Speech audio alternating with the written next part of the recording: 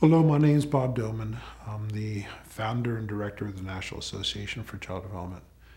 This video is part of a series we're doing directly talking about children with Down syndrome and what we can do to maximize their potentials. In this segment, I'd like to talk about something I think that is really critical, not only for children with Down syndrome, but really for all children. And that is the significance of one-on-one interaction, appropriate one-on-one interaction.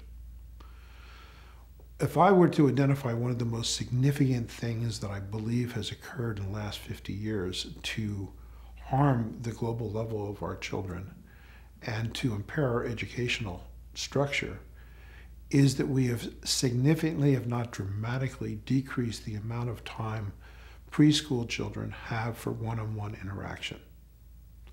We tend to perceive things like daycare and preschool as being the norm and as something that existed forever. Truth is, it's a new phenomenon.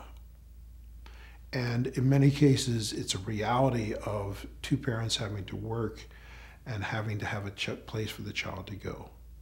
But in terms of neurodevelopmental function of any child, particularly any child who has special needs, the one-on-one interaction they have neurodevelopmentally from birth until they're neurodevelopmentally about 5 or 6 years of age is really critical. Think about it for a minute. What happens when you're interacting one-on-one with a child? You could be telling your child a story. You could be giving your child a direction. You could be playing with your child.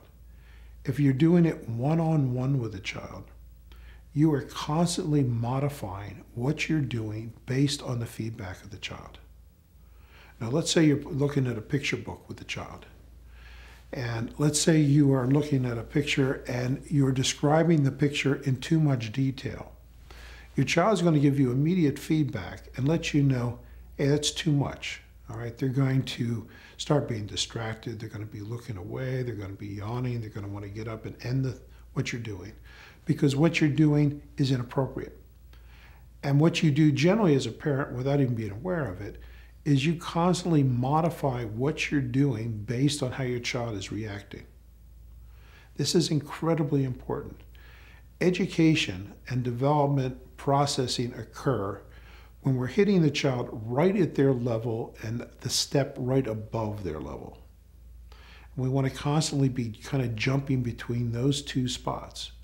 If we're too low, we're boring the child, we're not teaching the child. If we're too high, the child's not processing what we're doing and development's not occurring. So if your concern with your child is that you're putting together the developmental pieces, the auditory processing pieces, the tonal processing, the educational pieces, receptive language, expressive language, socialization, the more of that one-on-one that you can do, the better. And it's also important to understand the parents do this very well. Generally, children do it fairly well. Sadly, many professionals do not do it so well. And what I see is often professionals have an agenda. They have particular material they're attempting to cover, a particular thing they're attempting to do. And doing that thing tends to be the focus. How the child is reacting and responding and attending often is not the focus. And therefore it becomes rather ineffective. And often it becomes negative because we're turning the child off of exactly what we're trying to turn the child on to.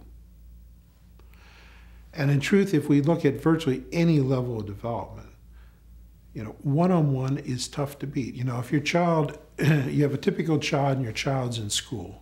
Let's say your child, has an accident, gets sick. They're out of school for months. They very possibly will send a tutor to your child, to your house, for an hour or two a day for a week to catch them up what they missed in the months. Right? What you can do specifically one-on-one is tremendous. And if we're talking about a classroom, think about it. Let's say, you're working with your child one-on-one, or you can have someone help your child one-on-one. That's pretty specific. Now let's say, to give you a different perspective, let's say you wanted to leave your child with a babysitter. And you call the babysitter, can you watch Johnny? And the babysitter said, sure, bring Johnny over. I'm only watching 6 kids. I'm only watching 10 kids. I'm only watching 20 kids. I'm only watching 30 kids. Your response is, I don't think so.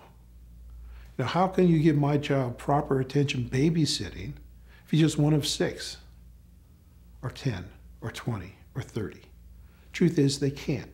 So how do we expect to maximize educational opportunities, social opportunities, developmental opportunities, when our child is spending a good chunk of their day receiving input, if you will, hopefully, in groups like that? Individual input, one-on-one with someone who is establishing a rapport with the child, interacting with the child, modifying constantly what they're doing based on the reaction to the child. That's going to maximize things. You know, we spend every day teaching parents, teaching educators, teaching therapists how to do this. It's vital, if we're going to maximize your child's potential, that they receive good, quality, one-on-one. And the more, the better. Thanks.